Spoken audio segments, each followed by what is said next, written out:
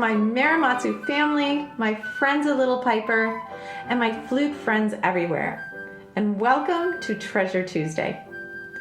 Each Tuesday, you will be able to download a musical treasure from the Little Piper series of wonderful little pieces for flute and piano.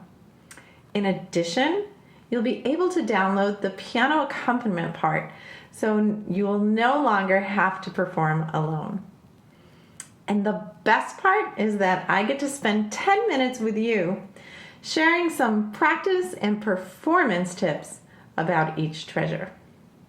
Today's treasure is the beautiful Bach Air from Suite number 3, and it's in volume number 5. Let's take a look at it together. This lovely melody is perfect for you to learn and perform anywhere. Your church, for your family, for your neighbors these days, at a wedding, or maybe on a future recital. First, let's talk tempo. It's marked lento e molto espressivo. Well, the molto espressivo is pretty self-explanatory, as this piece is very expressive. But lento is a little bit more tricky because you need to find just the right tempo to keep the line moving, but also to be able to challenge your breathing. I like to play this at eighth note equals 69. It seems just the right tempo for me, so I can still make a musical line, and I can also just make the breaths where they're marked. Let me show you.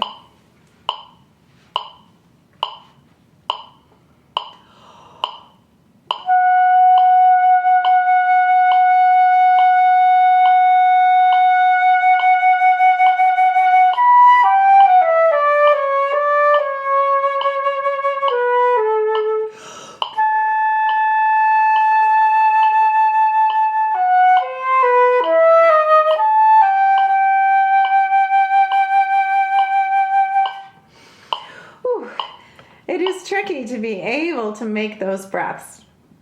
Now, don't worry when you start practicing this if you can't make the breaths where they're marked. Just put some extra breath marks in and know that this is the perfect piece to build some endurance in your breathing.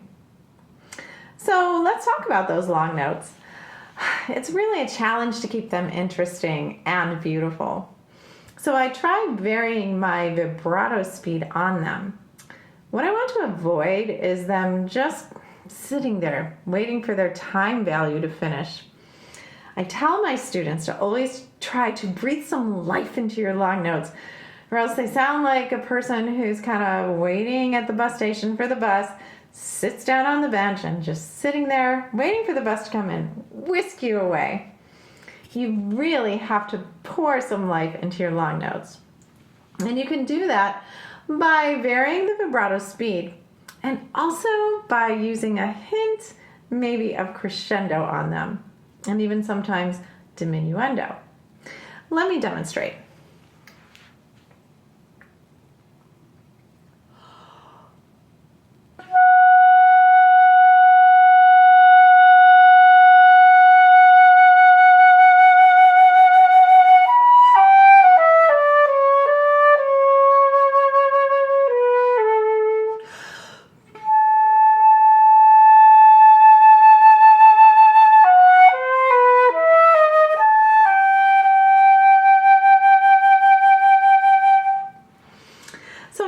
Those long notes really seem to take on a life of their own. Since we're talking about vibrato, there's a particular type of vibrato you might want to experiment with when you're playing Baroque music.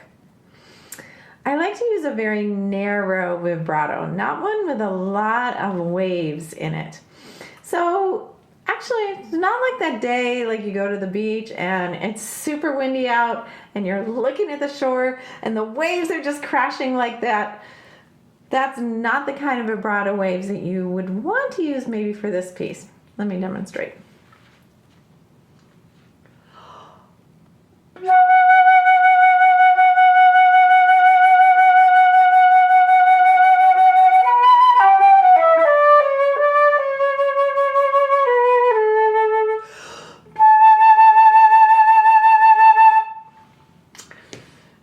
not great to use that type of vibrato for Bach. What I like to think of, can you imagine a really clear pond on a day that's not windy at all? And you find a small pebble and you want to skip that pebble across the glassy water. So it forms these teeny tiny magical little ripples where it hits the water. Now that's what I like to imagine for my vibrato when I play Bach. Let me show you.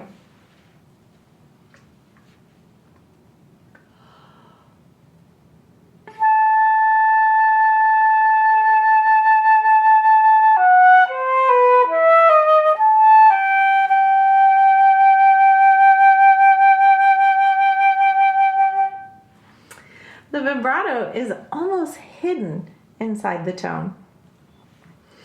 Well, the third thing I'd like to talk to you about is legato. Legato means to play very, very smoothly. So there are no bumps or no cracks in the line, just a really smooth line. And this piece calls for a very, very smooth legato and beautiful legato. The way to try to do that is to keep your air moving even though your fingers are changing. Now, easier said than done on the flute because our airstream often wants to attach itself to our fingers. And every time our fingers move, our airstream feels like it also has to adjust. So what I like to think of is a violinist's bow. Now, their bows move so smoothly, even though their fingers are moving, their bows don't bounce and they don't have to stop to breathe. So I like to imagine that my airstream is just like a violinist's bow. Look with me at measure 7 and I will try something. So there are a lot of different slurs in those 3 measures, 7 through 9. But I like to keep my air moving through it and just kind of tongue underneath the slur so that I can create a really smooth legato.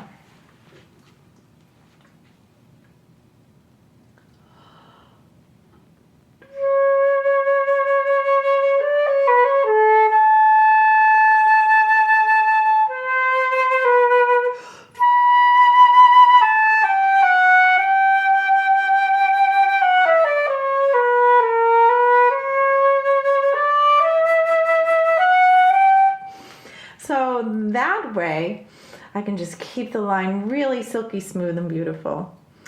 But I'm sort of an advantage because from where I sit in the Detroit Symphony, I'm able to have a bird's eye view of our terrific violinists who sit right in front of me. And I often watch their bows to remind me of how to train my air. Well, something else that's important in this piece is phrasing. Phrasing is like the musical story of something. And just like a good storyteller, it has highs, it has lows.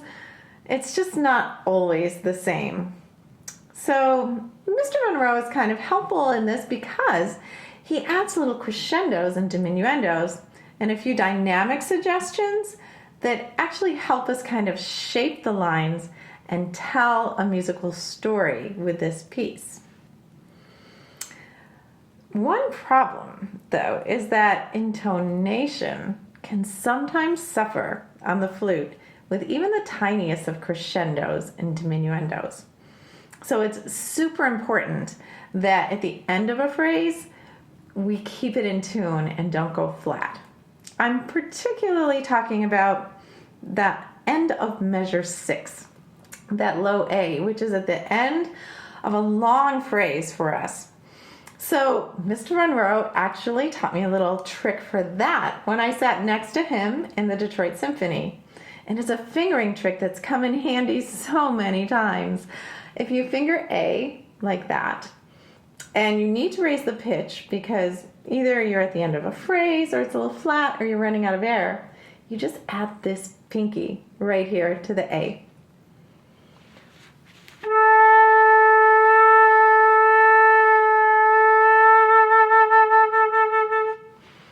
It's really subtle, but it makes all the difference. And intonation is so very important. So speaking of intonation, this piece has several sightings of what we flutists sometimes call the nasty note. And you know what note I'm talking about. It's that middle C sharp.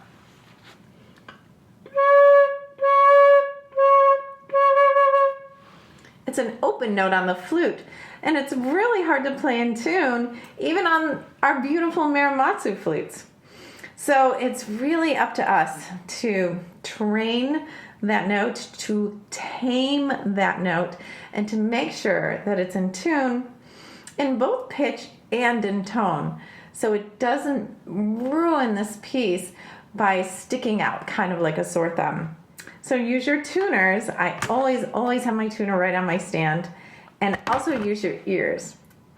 And be careful of that nasty C sharp in this piece.